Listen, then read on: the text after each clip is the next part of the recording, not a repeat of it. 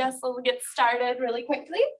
So good morning and welcome to the Better Brokers Advocacy panel.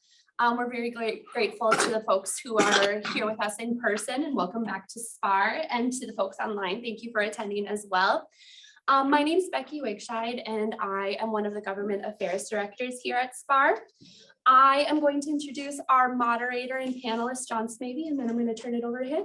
All right, cool.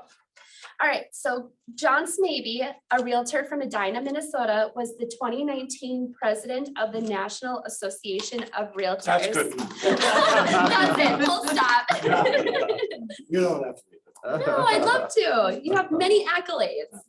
A second generation realtor, John has been in the industry for 40 plus years. He is a broker at Edina Realty, where he specializes in residential real estate. John is a member of the Minnesota Association of Realtors and has held numerous leadership positions there. He served as NAR President in 2015 and Treasurer in 2013. John was the RPAC Chair from 2013 to 2015, as well as the RPAC Trustee Chair in 2014. That same year, he chaired the Public Advocacy Committee.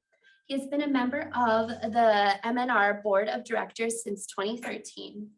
In 2013, John received the Ed Anderson Political Achievement Award, and in 2014, NAR named him their Realtor of the Year.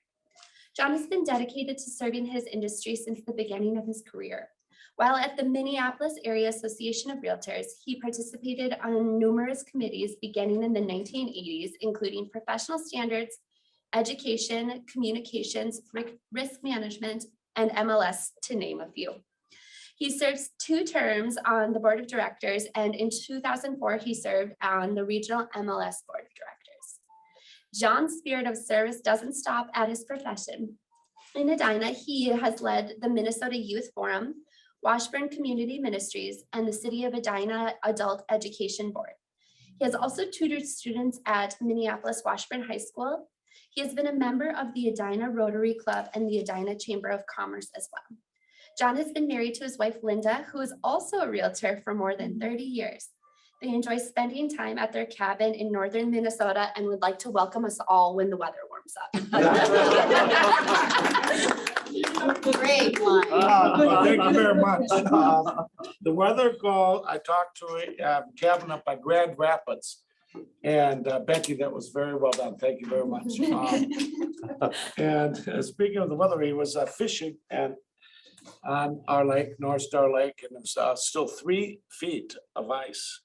And he drove his car onto the ice on Sunday. And he does not think that the ice will be out. May 15th, I think, is that around that date is the opening day of fishing. And so that's kind of bad for real estate. I'll just up there too. It just puts them way behind the 8 ball when it's in a market up there, much like ours, that they have no inventory with snow on the ground and weather and whatever.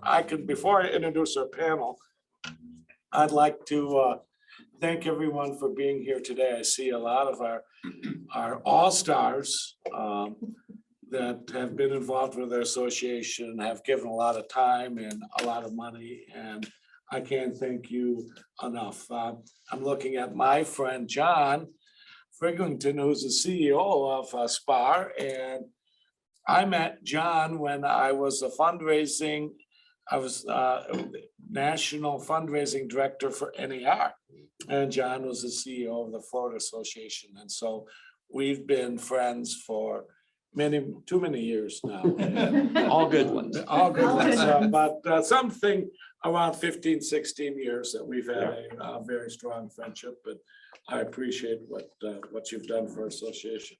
I will just say, first of all, we're going to just quickly talk about our experience and how we got into RPAC. And even though I'm a second generation, my dad was involved, but I didn't really listen to what he had to say much. If you have kids, maybe you can relate to that. But I got ticked off at a Minneapolis Association deal on a truth in housing thing, and it was pretty egregious, I thought. And when that was coming in, and a sign ordinance deal, and I went in and, talked about it and went to a meeting and really made a fool of myself because I didn't know all sides of the issue at the local association. And I had a friend take me aside and said, maybe, you know what, you better learn a little bit more about this. And so that was really my entree into advocacy and getting involved. I got involved.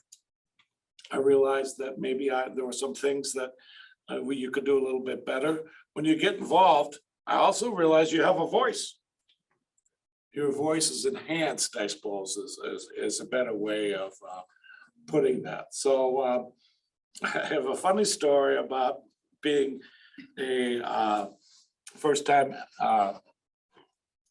major investor, which is at $1,000 level. And this was in 2005, and we're at a meeting in the NAR deal. There's a pretty big group of people, and our person says, and our next golden hour is John Smaby. Would you please stand up?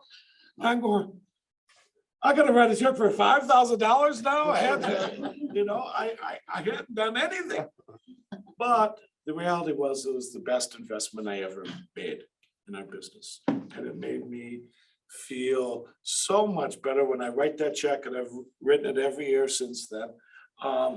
When I write that check, it makes me feel like, I'm really helping homeowners. I'm really doing the right thing. And it makes me feel good and proud to be what I would say, my life has been all about real estate. My 68 years, my birthday yesterday. And it makes me just feel real good about that. Having said that, we've got 3 other stars. We're going to start with Deanna, who and I have met many years ago, again, too many years ago at the Minnesota Association. I admire greatly, and she could tell us a little bit about your story. Yeah, thank you very much, John, and thanks for all being here. And I feel like you guys are as experienced probably as we are in this arena. And we all have a story on how we came to be involved. And like John, my dad was a broker. I grew up in the back seat of the car when my dad said, I just have to show this house for a minute, as my brother and I and my mother sat in the car, and an hour later. I just have those childhood memories. But so when I got my license in 1976, I didn't start out with a bang, but my dad said, why don't you join our business, get your real estate license? And then probably in the early 80s, we're a small company, and he said, I think you need to get involved in the association. He just knew that I needed some connections with some other realtors. So I got on the Government Affairs Committee at SPAAR, then the St. Paul Area Association of Realtors, or St. Paul Board of Realtors, I should say. And knew nothing, but the big push was, we're going to go to caucuses. We really wanted to get our membership to go to caucuses. So we bought billboards throughout St. Paul telling people to go to your caucus on this date. So caucus night comes, and I wasn't political, but I knew I was going to be probably going with the Democrats. But I go to the caucus. I went to the wrong one. I went to the Republican caucus. So I'm sitting there, and I thought, well, stay as long as I'm here. I'm going to stay. Put in my resolution, and I got knocked down right away. So it's like, oh yeah, I definitely not in the right place. But you know what? That I really give the realtors. And you may not even know when you're serving on a committee how you might be impacting somebody else that's going to feel confident to maybe go ahead and try to be involved in other ways. So I lived in Eagan at the time, and somebody had said, why don't you think about running for office? Well, I went home and I literally got sick. I thought, oh my God, I never would do this. You've got to be a lawyer, you got to be, a good speaker. And I kind of tucked it away. And in the meantime, I kept going to caucuses and got real involved with my party. And there was an opening, and I decided to run. And I want to say I was still involved in their government affairs, and they surrounded me with, encouragement, support. And first time I lost, we redistricted, the district got cut in half because Eagan was growing so much at the time. And the next time I was successful, and I got 10 years to serve in the Minnesota Senate. And it was my first office to hold, and I was very proud. And it was all, again, I would say the realtors community. And I know, Jerry, you remember those days because you were one of those that were helpful. So that's my story, and go on to your great story. Mr. Cormier, thank you very much. You have worked continually in politics for many years. Well, I've worked continually, but I also worked in real estate. When I was in the legislature, I lived, obviously in the metro. I would go, I do no construction, so I'd work on the weekends as I'm in the legislature. And then when things steamed up and you're working 7 days a week at the legislature, my sister-in-law, June, I'd say, if you take my hours, I'll pick yours up in the summer when I'm done. So I always kept my real estate going, never, ever quit. It's a part-time legislature. Great. And if the politics continue, you're right. And the politics that we have and that we make a difference on in our RPAC and our advocacy makes a difference. We'll get to that in a minute. Great, thank you very much. Mr. Cormier is I would say an RPAC savant. He is as knowledgeable and on a local, state, and national level as anybody in our association. I think that Jim is I will speak for myself. I sometimes talk before I listen, and Jim listens before he talks, and that's a great attribute. So Jim, tell us a little bit about your story. Okay, thanks, John. I've been in business for over 43 years, and I've always had an interest in politics, government per se, but when I really got involved was I was changing from a salesperson to a broker. And back in the old days, everything was paper, and there was the old saying, when you're changing licenses or companies or whatever, you're out of commission until you have the piece of paper back, or the broker has a piece of paper back. And well, Ken Koonsman, who was one of the founders and owners of Counselor Realtor back in those days, and he was managing broker for many, many years. There was a bill so when you would send your application in, a lot of times you would bring it by hand down to the Commerce Department, and there'd be somebody that come to the window, remember those days? And you give it to them and you hope that you're on the top of the list instead of the bottom of the list, because people are coming in and, and dropping their applications off. So I was going to change from a salesperson to a broker. And a lot of times, depending on how busy they were, the time of the year that you did it, if there was renewals or whatever, it might take 2 weeks or 3 weeks or a month, maybe, depending on where you were, that in the line, and making sure that your application was correct, because if it was not correct, they'd send you a letter and tell you that you have to resubmit, and then you go back to the bottom of the pile, basically. So you could be out of commission literally for however long it took to get your license back. And so I got to go to testify in front of the legislature back in the day. And it was very interesting because one of the things that, when you're there and you're talking to the people, they're listening to you, first of all, because you're from the business, you're doing it, was affecting lots of people.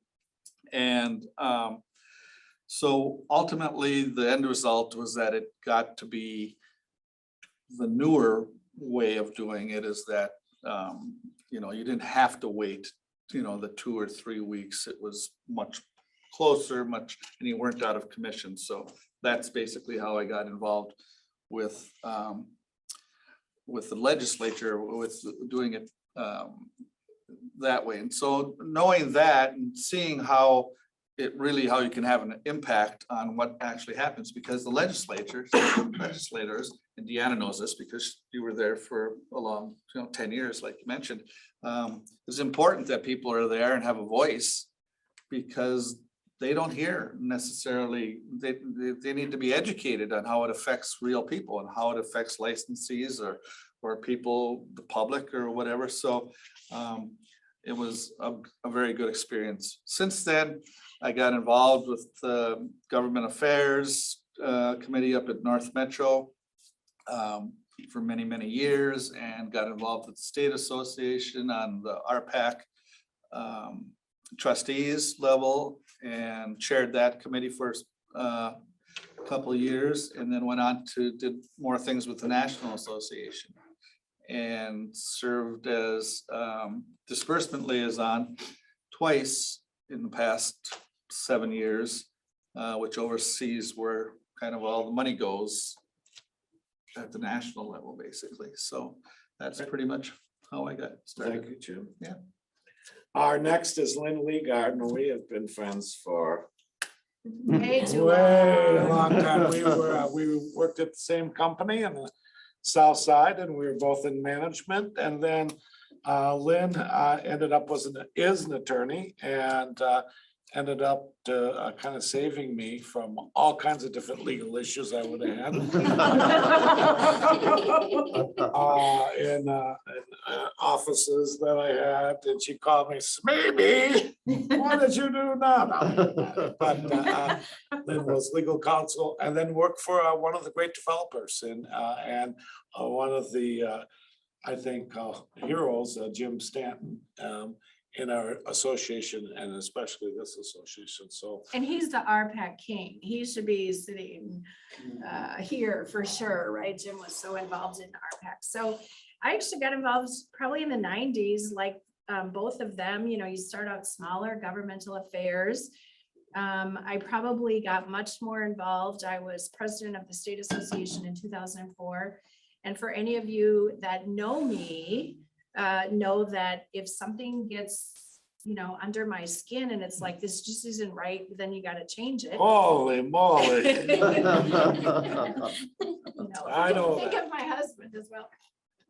So I, you know, am very proud of that. I actually made a proposal and we passed. So if you've ever used the statutory cancellation in a transaction, that was something that, because I didn't like that buyers had no good option on how to resolve an issue without hiring a lawyer and filing a lawsuit. And in a residential transaction, it's just the time and the money did not fit. The commercial is maybe one thing, but for residential, we needed a much better solution. And so we have the statutory cancellation. And so I think that's an example of where you really can make a difference, right? You can really do something that is going to impact the industry. So, and then I've stayed involved, like, you know, these guys, I'm a Golden R President Circle member, have been for years.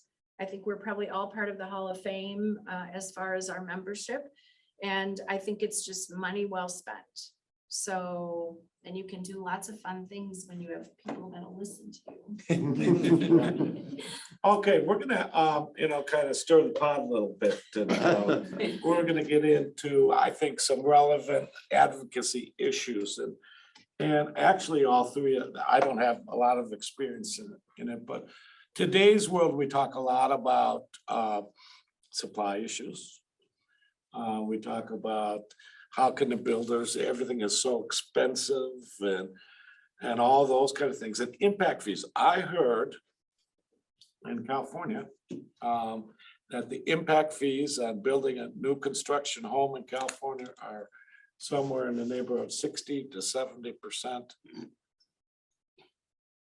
of the cost of building a home. My nephew and my niece and her husband just built in Burlingame, California, which is right by San Francisco Airport. Didn't build, they added a family room and a master bedroom, and little over 2 years to get approval, all the approvals. Talk a little bit, and either one of you, maybe Jim, you start us off, and Jim, you does a lot of work with builders in today's market, and talk a little bit about what you see going forward and as far as impact fees. And Well, regulation is, you know, impact fees are, you know, somewhere where You might have a road and coming in and servicing or allowing access to a subdivision or what have you, and the developer paying for that. But and that happens. I mean, that gets talked about a lot in certain states, more so than Minnesota, I think. But there's a lot of regulation that's involved in the building end of it or the development end of it. I'll give you an example. Working with, western suburb of, $500,000 homes on up. The park fee, just to deal with the trees, on a 10-lot subdivision, just to deal with the trees, it was almost, it was $200,000, $20,000 a lot just to deal with the trees. That's not you try to save as many trees as you can, but that's money that had to be paid to the city that went into a fund that they could put trees wherever they wanted to, but not in my subdivision. Okay. The park fees was $8,000. So out of those 10 lots, $28,000 was just for those two items. And that's happening a lot in different cities. And when you get in front of some of the commissions per se, you have some wide ranges of what people think that you should do and how you should do it. And ultimately it ends up being translated into the price of the lot and into the home price. So, there's all kinds of regulations. And one of the things that RPAC does in first Minnesota housing. Yeah. Do is they're basically the watchdogs of the industry to make sure that there are regulations, rules and regulations or laws that impact housing. And we always get into the affordability part of it, and that's a tough subject to especially nowadays. I mean, nowadays what's affordable, some people 400,000 is affordable now, and or was anyway. But it's the first time home buyers that really suffer, I think, mostly because getting into that first home is important. And but there's all kinds of rules and regulations that impact the pricing of housing. And it's important that the association lobbyists and at every level, state, local, state, and national level are involved with it. Otherwise, things can get passed that the implications of it can really have an effect long term. Deanna, from how do we get that to our legislators, and that message? And I heard in Minnesota, Jim and I talked the other day, 30%, maybe a little more, a little higher than that. 30% what? Costs. Oh, the impact fees and the permits. The problem, if you're developing a parcel, you own the land, you're not going to want to make an enemy out of your city council and start complaining about your fees when you've got to get this developed. So then you want to spend the energy after you're done. So Housing First is a coordination of the realtors and the builders, which they do advocate to try to make those changes. So it's really hard when you're in the middle of trying to make something happen and create a neighborhood and then start saying, I don't like this fee, I don't like that fee, and you might get shot down. So I think that's a sad reality. And I want to go back to this. Remember in the day, we always talked about real estate, like getting on the ladder. The people, when you buy your first home, it's like stepping on that first rung of the ladder, and you're usually going to stay on climbing up in the housing. It's so hard. I mean, how do you find affordable new construction in the metro that can afford for those first young buyers? They're not there. And then now they're squeezed with trying to find something existing because it's not there, or there may be 1 out of 20. They were the lucky ones that spent $60,000 more for the house to get on that ladder, and blah, blah, blah. We all know that story. But I think the contrast is there's a developer doing things out in New Richmond. Now, New Richmond, Wisconsin, but their costs are amazingly lower to put housing out there. And I think the sad thing for our community here we're gonna be losing a lot of people over in the Wisconsin side because it's affordable. I mean, there they do still have affordable. You can get the lot and get it all developed for significantly less than you can here. So it's important that we keep our voices together. I'm glad that we've teamed up with the Builder Association For sure. and we can be that voice to, and they've filed lawsuits. I mean, but you know what? Those city councils, they, you know, they'll be told, no, you can't do that. And they'll come in on a tree ordinance. They'll do something different. Yeah. So. it's Lynn, good. any comments, further comments? Yeah, so I agree with both of them. I also think I especially agree with Deanna that it is challenging when you want to develop something and then fight at the same time. But, you know, we do have a state statute that says any fee that a city wants to charge for development, there has to be a nexus to the service that they're providing. And I know the Builders Association, and there was Jim Stanton was one of them. They put in a money for a legal fund several years ago. They sued the city of Shakopee.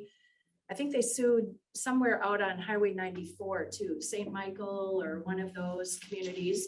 Because again, they were just randomly charging these, you know, fees that there was no connection between what they were providing as a service. You know, I have the experience working with Jim. He did 10 condo projects in downtown Minneapolis, and I was helped him get all of the approvals through the city of Minneapolis. And I got to tell you, it'll make your head spin. You know, we had buildings that our building permit was well over $1 million. And I could have hired the whole city staff for the year for that amount of money. So how they ever can think that there's a connection between the service they're providing and the fee they're charging when it's that amount of money. Or they would do things like, you're all familiar with lane closures with construction downtown, where you'll be down there and you can't, you know, it's all barricaded off. So they not only charged you a fee for every foot of your lane closure, they also charged you what they would have collected in revenue for those meters. And my argument was, you can do one or the other. Either I've plugged the meters and I get the lane, or I am paying for the lane and there are no meters, Double right? dip. No, they wanted both, right? So they would charge you that. Any So- successes that you had with, and, no, I mean, and Yes. successes in dealing with some, you know, So dealing we with did people. have one success, park fees, much harder to, I think, challenge when you're in the suburban communities, because they can always make an argument that they can put a park somewhere in that area. Well, downtown, of course, is very different in that respect. And so for 3 of our buildings that we built, we were very close to Gold Medal Park. And, you know, that's one of the premier parks right downtown. And so we did have some success on challenging a park fee in one of our buildings, because again, the park fees are supposed to be for the construction of new parks. But a lot of these communities take the money and they want to use it to maintain existing parks, which is again, not permitted under the statute. So I think we did have one success there, but honestly, I agree with Deanna. I mean, it's hard to fight it while you're trying to also get approval. So I think it's great that there's an organization that wants to address this stuff a little more globally, and we should do everything You're we right. can to support them. We need to make sure people know if they do have an issue, to make sure that if they're not Yes. plugged in, they should get plugged in and let the Housing First know. Because they'll be the ones to be the noisy. And your RPAC dollars are well spent in that area. Exactly. That's a good segue into why we do that. So I think one of the, and we're gonna go through some issues here, but I want to talk about, we end up sometimes talking about, oh God, this is tough, this is tough. One of the successes, and really changed my business, was those that have been around, and most of the people in this room have been around, but remember 2007, 8, 9, 10. It was, you know, and I started in 1980, 18% interest rates, and, you know, through 86, 87, 88, 89. But this was much worse. And when I sat in an office and I went to a realtor who a lot of people know, and he had, at the time, 42 listings, and in a week he had 2 showings. on the property. And he said, I don't know how I'm gonna feed the family. And I ended up going to DC and we talked about a home buyer tax credit. People remember that? First time home buyer tax credit. And we had a former realtor who had come up through the system in our PAC and was a senator, Johnny Isaacson from Georgia. And Johnny just passed away in the last year or so, but was I think a 3 or 4 term senator, owned a real estate company.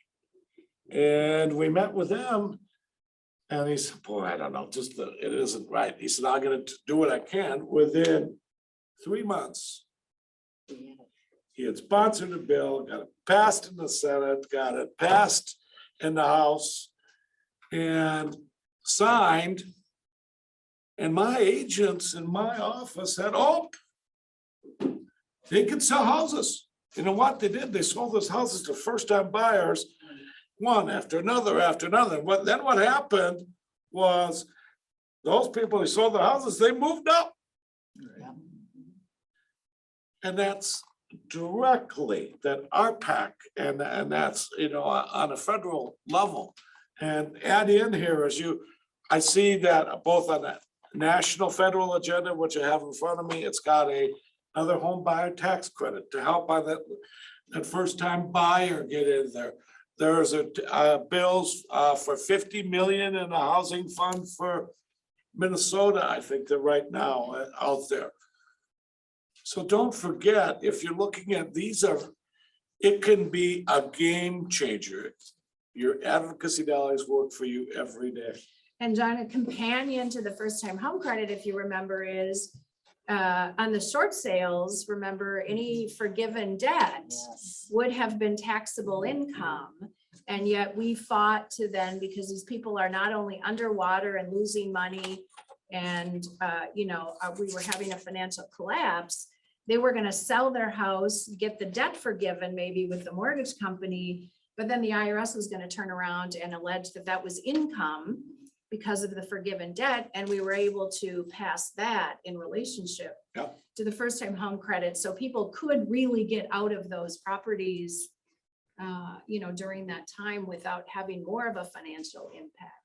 I don't know how I want to say this, but I just don't know that the average, and I don't mean average agent in a derogatory, but the person who's really focused on their business, who's there day to day, focusing on their transactions in their business, I don't always think that they really understand what are some of the stuff that we talk about now. I'm on the finance committee for NAR, so I see all of the sausage making behind the scenes with issues or litigation or the DOJ or all of the stuff that's going on. And I just don't think that everybody appreciates, what a great industry we have, because our PAC and what we do to really try to manage that makes such a difference. And Lynn, one of the things that people don't realize is that probably 80%, a lot of it's playing defense. Yeah, for sure. 80% of the bills. I'd say 95%. That could hurt our business. They get stopped before they get too many legs and get down the road. So that's a big part of it.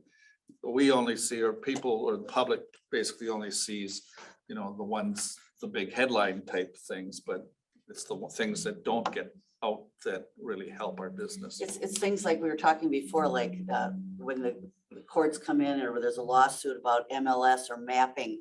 It's those kind of issues that NAR is fighting up through the courts that our dollars go for. And we really do make a big difference. I just want to say there's a couple of things that I'm unhappy about that we lost because we don't win everything.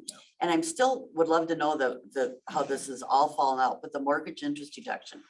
I've never seen our group fought so hard to keep mortgage interest deduction, and it went away the way we knew it, that for historically for 100 years. But I'd be curious to see how that has changed the buying for the buying public.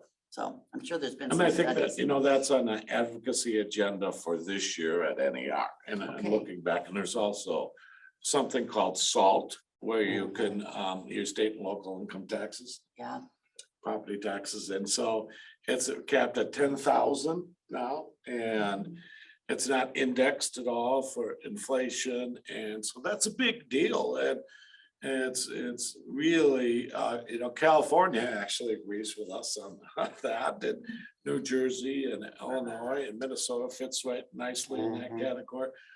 So those are things that we are really looking at right now on a federal level that I think can make a difference. And even going back to what Lynn said, is that, you know, the forgiveness of debt, okay? And that's was part of huge. your, you know, we're talking about Minnesota, Chris Galler, the mortgage debt cancellation tax relief. It's on the agenda today in front of our state legislature. So these are things that we need to, you know, they just don't go away. well, Hopefully, because legislatures, Congress, they're always looking for pots of money. Yeah. Where can they get the pot of money to balance their budget and keep things moving?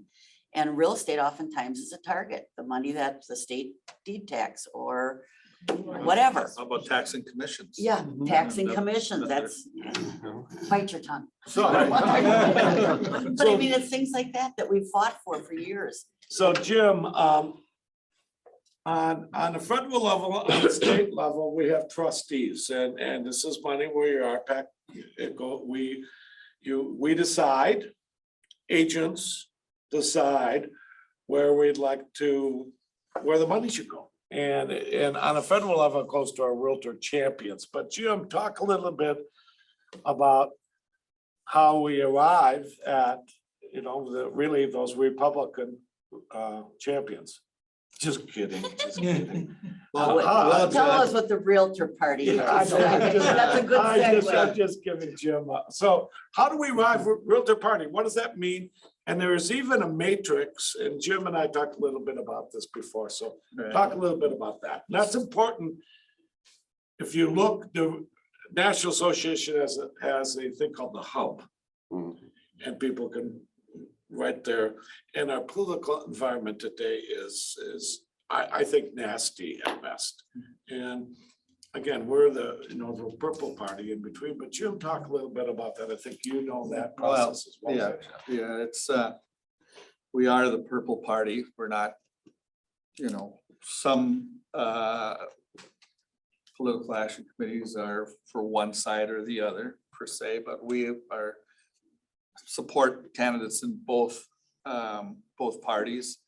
A lot of it has to do with where the people are. Well, for instance, Deanna is a federal political coordinator for Betty McCollum. And she does a great job because she has a great relationship with Betty. So she can, you know, call up Betty and say, you know, this is really important, or let's get together for lunch, or why don't you talk to you about this, or what have you. So there's political coordinators for every member of Congress. And that's the key contact program, like our local association has key contact program, but that's at the national level. So a lot of it has to do with where those people are, where they are in the well, not necessarily seniority, but if they're committee chairs, or for instance, Speaker of the House, who's going to really control everything that's happening in the House, or the, you know, Senate Majority Leader, Mitch McConnell, he would control everything that's going on in the Senate. So the key committee chairs, those are people that are very important to our issues, because they're the ones that decide what happens, what gets to the floor, what's going to get a vote, or what's going to get a hearing. And it's the same at the state level per se. But so we have bill sponsors, or people that sign on to letters per se, but bill sponsors, so we'll have a lead sponsors. John mentioned Johnny Isaacson, who was fondly called the patron saint of realtors. He would sponsor a lot of stuff in the Senate over the years. And he had a position in the Senate where he was respected. He was a realtor. He knew what was happening. And through his federal political coordinator, who would tell what's happening on the ground and in the marketplace, showed the impact of what rules and laws would have on the business and the economy and such things like that. But so a lot of the realtor champions per se are those committee chairs that have to do with real estate. Okay. And so we give our money 50-50, Jim? It really depends on, again, who is in, it's close to that, but it's not right 50-50. So for instance, in the House this past cycle, the Democrats are in charge of the House, Nancy Pelosi, so they handle the money basically. So they're in charge, that they have all the committee chairs. Right, the chairs. So the committee chairs again decide what bill is going to pass to get hearings and go on. And ultimately, it would be decided what would go for a vote in front of the House. So what happens is, it's important, but it's not necessarily 50-50. It really depends on the issues that are out there. And a lot of what we're finding now is there's a lot of leadership packs. Back in the day, there would be, and not that long ago per se, there would be what's called a leadership pack, and the more senior members or the leaders of Congress would have their leadership pack that they would get money and then they could give to their own parties. But now it seems like everybody has a leadership pack. I mean, it's gone really kind of So crazy. expensive. Yeah, It's just that have a race. It's just, even the max that they can get is just a drop in the bucket for what their actual costs are. So then you're seeing your independent expenditures are the way that people are getting elected by having outside groups independently support their race in a higher dollar way. Over a million today. Citizens United. Well, look at Citizens United. Hagedorn, yeah, Yeah, over a million today. yes. Right. Lynn, And the other thing I'll add on to that is the reason in Minnesota, especially, I think that it's really important that we have these conversations with, all members of the industry, agents and brokers and people that are involved, and that they need to give and need to be part of our pack, is because Minnesota is a little different than some states. We're very restricted on what other sort of fundraising activities we can do. And Deanna and Jim probably know more about this than I do. But in other states, they can hold events and they can have rallies and they can give away tickets and they can do all sorts of fundraising activities. We're very limited on what we can do in Minnesota. So it really is just people contributing to our PAC, as part of their dues every year when they're paying it in, as part of the association. One of the things that really is important is that relationship that you have with elected officials or even appointed officials at the local level, because a lot of those people will rise up to a Yes, good to a point. higher level. Yeah. So it's your city councils, your planning commissions, things like that really School ultimately boards. school districts have huge impacts as to costs and quality of life issues and things like that. So it's important if you have those relationships to help educate the people, because they don't always understand or know. They may only be hearing one side of the story, but there's always two sides of the story. And to that point, each one of us run across people either on a committee, in your office. If you see a star or somebody that you think is really a talent, tell that person, you just give them the nudge. Have you ever thought about serving on the city council? Have you ever thought about serving on a commission? Because it's that little seed that you plant as a mentor to say to somebody that if you recognize that talent, that just might blossom into something big as a decision maker. And my point is, the other thing is realtors. There were only Warren Limmer, who was still a senator, and I were the only two realtors at the time in the Minnesota Senate. And it's amazing, like I would be asked to be on conference committees. One time I was asked to be on more conference committees than anyone else, and I knew it was because we know how to cut a deal. We know how to make, negotiate. So that's what I'm saying, our realtor community, we really should be recognizing people you might think that want to do something and make a difference. We're good at what we do. And at a local level, a state level, and national level, we have programs Yes, to, Oh, yeah. help people get involved. And that's a good I think, reminder. and that's another part of your dues and your RPAC dollars, that we can help people get involved and we can do the proper training to help them get there. I want to pivot, and we got a few minutes left. As president of NAR, I got a call one day from Bob Goldberg, the CEO, and he said, do you have some time to talk with me and legal counsel Katie. and Katie Johnson, who's the chief legal counsel, and her people, and an outside firm from Chicago and DC? And I said, no. I could tell this was not going to be pretty. And so Katie this, is the sweetest person you'd ever want to meet, but she walks in a room and people are just like, oh, no. Scary. She's the and sweetest person. so again, this goes back to our litigious society today. This was 2019. And I think there are two major suits. At that time in 19, one was based, St. Louis Park, Minnesota. Oh, where does John Smaby live? Oh, about 2 blocks from there. Oh, that's convenient. Oh, the other one was based in Columbia, Missouri. Oh, who was the 2018 president? Elizabeth Mendenhall from Columbia, Missouri. Now, I have not been deposed as of yet, but they expect maybe, and this is a class action suit. This is verging on 4 years ago now. Lots of money in this suit.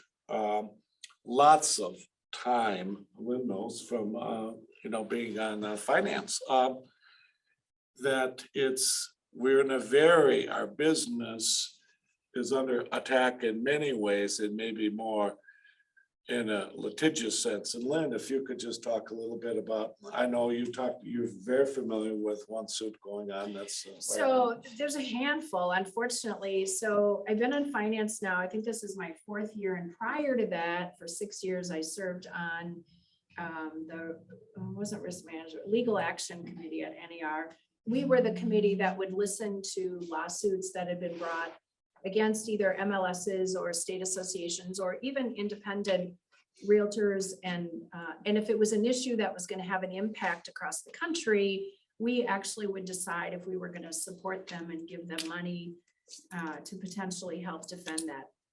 And Jerry, I know, had been on that committee for years as well. So I would say, there was a spattering of things. And now the last couple of years, there's these 2 lawsuits that are class action, and I apologize because I can't remember, but we have a public relations firm that is doing all they can to get the message out. The attack, so to speak, is that they just don't think the MLS is fair based on how we offer compensation. And so we really need to talk about, so when you ask what can the agent on the street do in addition to giving their money to RPAC, and I'm gonna send to Becky afterwards because I can't remember where. There's actually, I can't remember if it's part of the hub or if it's a different. APCO is the company. Yeah, and I can't remember if it's on the hub or if it's on a different website. There's a whole thing there for messaging. Agents should be talking about how the MLS system works. It makes our industry work. And that's something everybody should be doing. So we'll have SPAAR send that out to membership once they probably know what it is off the top of their head, and I can't remember what it is, sorry. And then the other thing, there's a case right now in the Supreme Court, if you're not familiar with it, where there's an architect who is suing, making the allegation that in the real estate industry, we should not be able to publish floor plans because that is protected, copyrighted information. So, you know, you have some house that you're listing and you want to just put, even if you do the drawing or have a, you know, an app or a company do their own drawing, they're alleging the floor plan itself is copyrighted, and to use it would have to be paying licensing fees.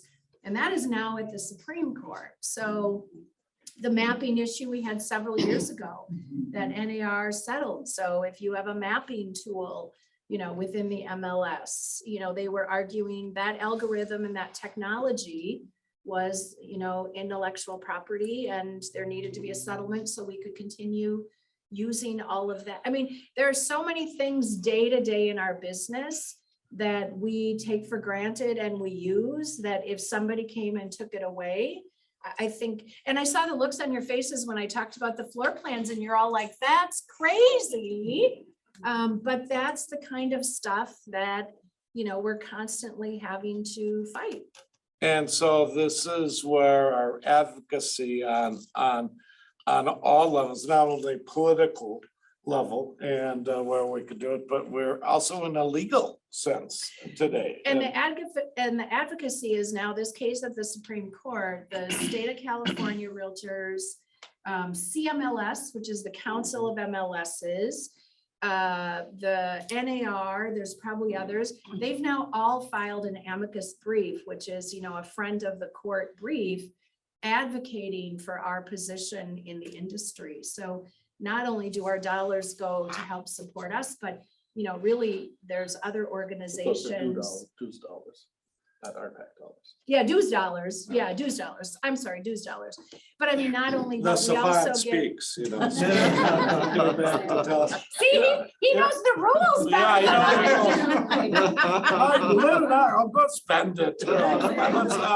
So I think as we rally around towards the end here, you know, we couldn't do it without mentioning the Department of Justice. Oh, yeah. And that was another call. I got weeping from Bob Goldberg, and you know, and John's been, you know, involved for it. They basically sue us, and there's a time frame. I don't know if it's 5, 6, 7 years. When that time frame comes up, they find something else to sue us about. John, would you say that's fairly? Exactly right. That's, I mean, it is about right from what I've been told. So we had an agreement, again, deals. These things tag on, and this is the MLS and offer of compensation. We had an agreement with them on the previous administration. It's a rule change. And a rule change, and we agreed to implement what the Department of Justice wanted us to do. And so we were in the process of that, and we had sent back all of it that we agreed and so on and so forth, and never heard from them. And we had an implementation date, and yes, we did hear from them. No, that's over now. We have new people. We have a new administration. More money to spend. And with more money to spend and more time to spend on something. And so we are there today, and I don't believe we've heard any more from them. And that I called some people on the leadership team today to see if there was any update on that. But I'd like to close it, and everybody here can maybe talk just a little bit about what RPAC has done for the business. We've got 4 or 5 minutes left, but I'd like to, I kind of told you what I asked some realtor friends around the country what it meant to them. This is what RPAC, this is a woman from Seattle, Washington. My knowledge and involvement in RPAC has made me a better and more successful realtor because I understand the united fight for private property rights, and sharing our efforts by telling our story to the consumer is not only a benefit of being a realtor, it's the value we provide the clients we serve. I thought that was a very, very well written and put together. Deanna? I would really just kind of echo that. It's when our RPAC dollars are at work and we're advocating, it's not advocating necessarily for us and our business, but it's our clients and our customers. And that to me is what's always kind of given me the pride that we have in our industry and what we do and what we fight for and support. And that's, so we all know how great RPAC is and the difference it has made, and it will continue to do. Jim? Yeah, there's advocacy, and RPAC has helped our advocacy progress and helps us stay at the table so that they can hear how it affects real people.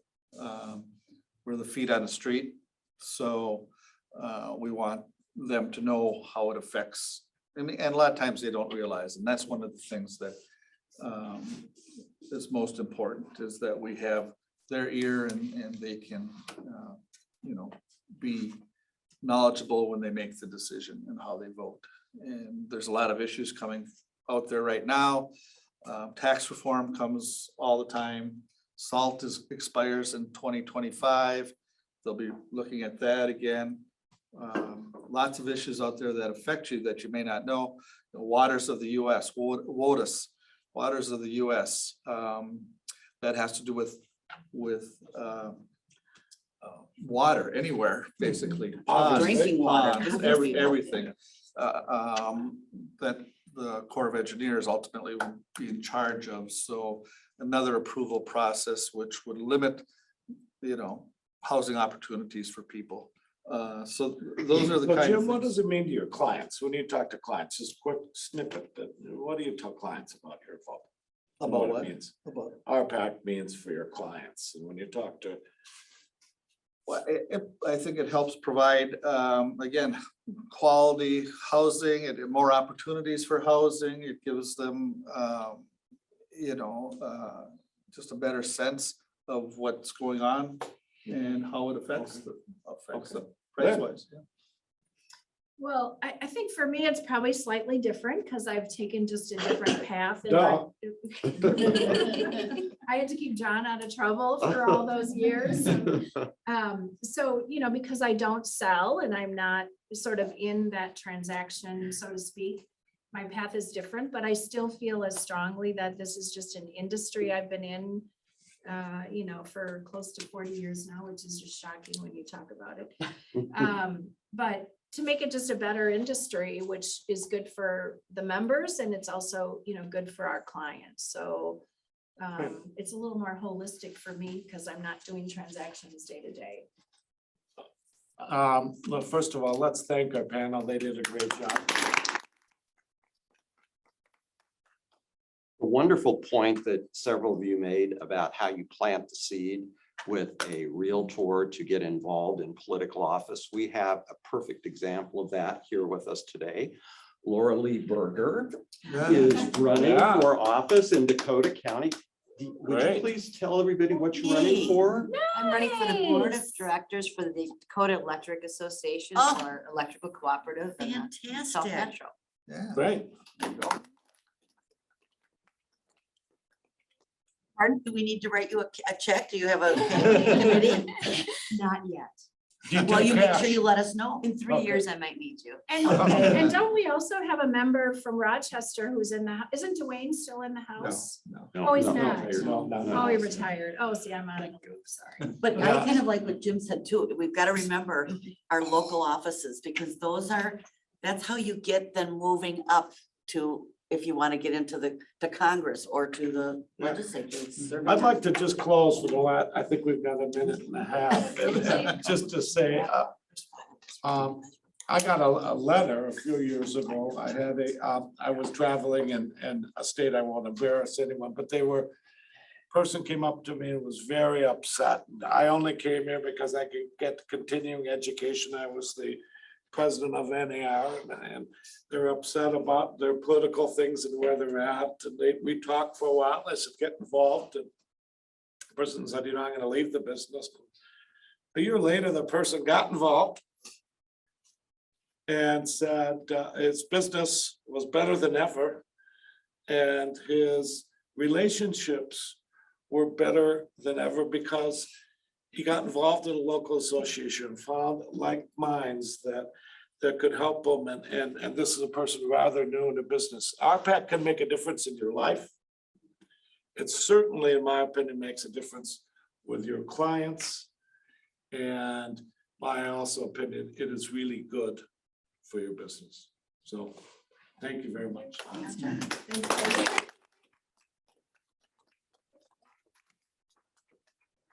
One final applause to each of our 4 panelists. I think they deserve another one. Thank you all who attended in person and those who attended online, and we'll see you at the legislative meetings in a couple of weeks. Thank Thank you. you. Bye, Thank thank you.